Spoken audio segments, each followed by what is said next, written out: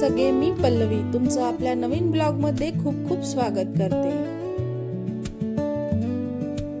आज सहज बोलता बोलता असंच एका ठिकाणाचा विषय निघाला, तो म्हणजे सुप्रसिद्ध ओझर मधली चिंदादेवी। आता चिंदादेवी म्हणजे काय हे तुम्हाला मी व्हिडिओ मध्ये पुढे सांगतच आहे।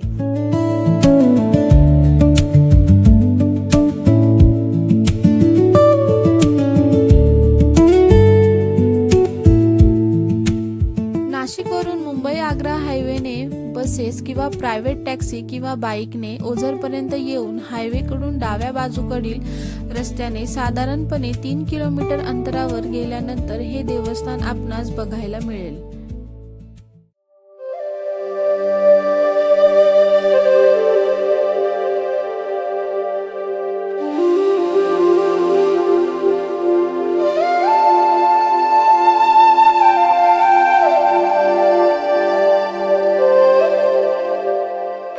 तर मग मंडळी, नाशिक पासून सुमारे 20 किलोमीटर अंतरावर ओझर येथील एचल आणि एअरफोर्स स्टेशन परिसरात श्री चिंदादेवीचे एक प्रसिद्ध व पवित्र स्थान आहे।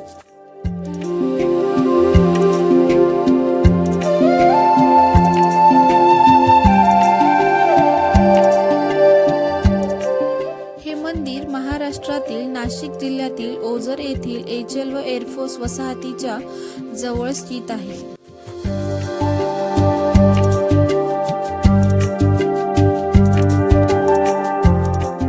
मंदिराच्या आसपासचा परिसर अतिशय सुंदर, स्वच्छ आणि निसर्गरम्य व हिरवीगार घनदाट झाडांनी वेढलेला असून येथे खूप वेगवेगळ्या प्रकारचे पक्षी आणि खास करून मोर आपणास बघावयास मिळतात। मोर तर आपल्याला अक्षरशः आपल्या आजूबाजूला सहज फिरताना आढळतात।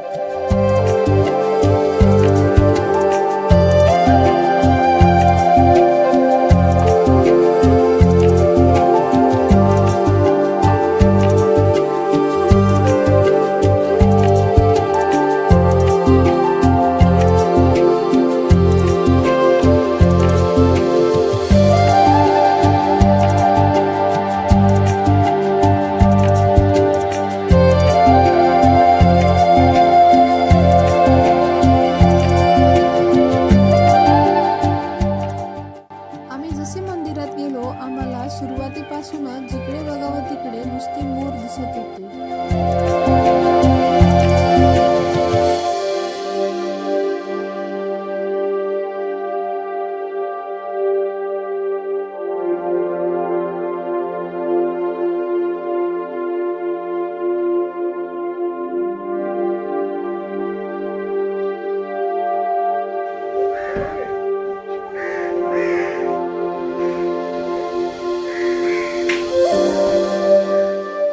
आयुषने आणि युवांशने मोर बघून तर दोघांना फारच आनंद झाला होता आणि मोर अगदी आसपास मुलांच्या आजूबाजूला फिरत होते। मुलांना असं झालं होतं की त्यांना जाऊन हात लावावा, पण ते घाबरायचे आणि पुढे पुढे पळत होते।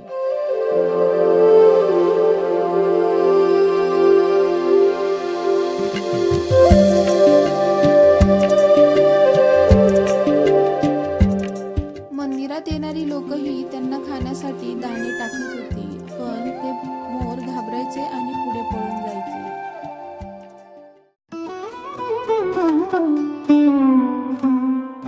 या देवीचे मंदिर येथील स्थानिकांचे अत्यंत महत्त्वाचे श्रद्धास्थान असून मंदिर परिसरात अत्यंत शांतता व प्रसन्न असे वातावरण तिथे आम्हाला दिसून आले होते। अगदी शांत आणि आजूबाजूला फिरणाऱ्या मोरांचा मस्त असा आवाज खूपच प्रसन्न वाटत होते।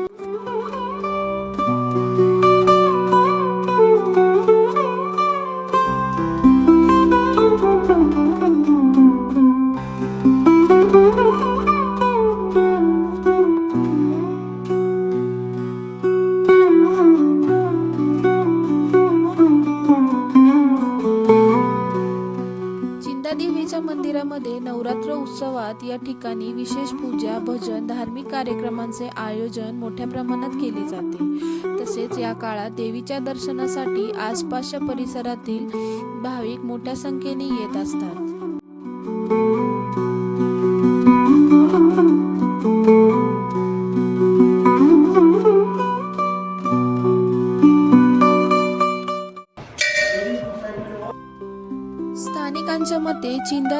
परिसराचे रक्षण करणारी आणि नवसाला पावणारी देवी मानली जाते. येथील नागरिक आपल्या सुखदुःखांचा व शुभ कार्यांची सुरुवात देवीच्या दर्शनानेच करत असतात.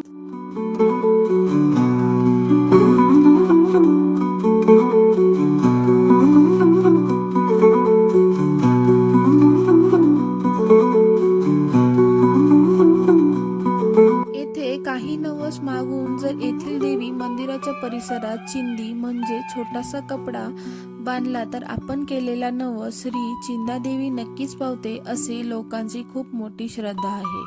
म्हणून येथे लोक चिंध्या बांधून आपली मनोकामना मागत असतात.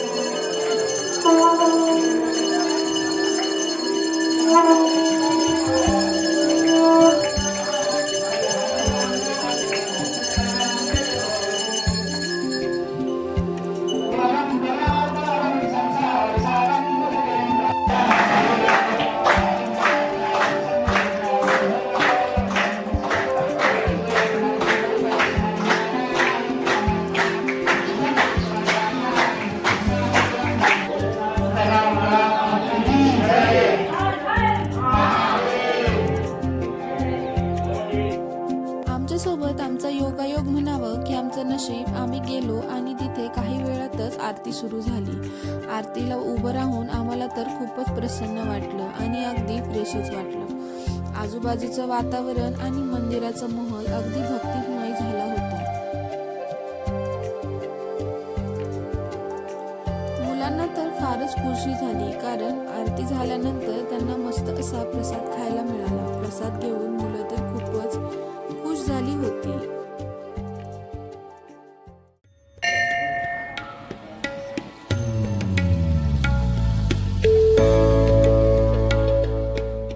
आणि छान असं तिथे वातावरण, शांतता, लहान लहान मुलं आणि आजूबाजूला फिरणाऱ्या मोरांचा आवाज अगदी मनाला प्रसन्न करत होता.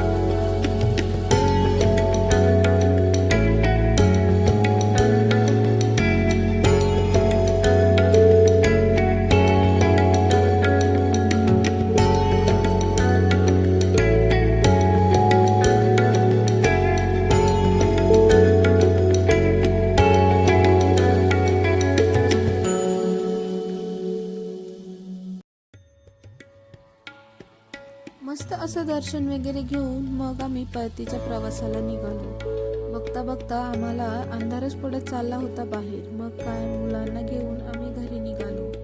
छान असा निसर्गाच्या वातावरणात आम्हाला खूपच आनंद झाला आणि आम्ही घरी निघालो. चला तर मग भेटूया असेच नवनवीन ब्लॉग घेऊन. तोपर्यंत हसत राहा, मस्त राहा आणि खुश राहा आणि आपले ब्लॉग बघायला अजिबात विसरू नका. आणि हो, जर आपले ब्लॉग तुम्हाला आवडत असेल तर आपल्या चॅनलला फॉलो करायला, सबस्क्राईब करायला अजिबात विसरू नका. आणि तसेच आपल्या मित्रमैत्रिणींसोबत, आपल्या नातेवाईकांसोबत आपल्या चॅनलला शेअरही करा. चला तर मग बाय, भेटूया असेच नवनवीन ब्लॉग घेऊन. तोपर्यंत बाय बाय.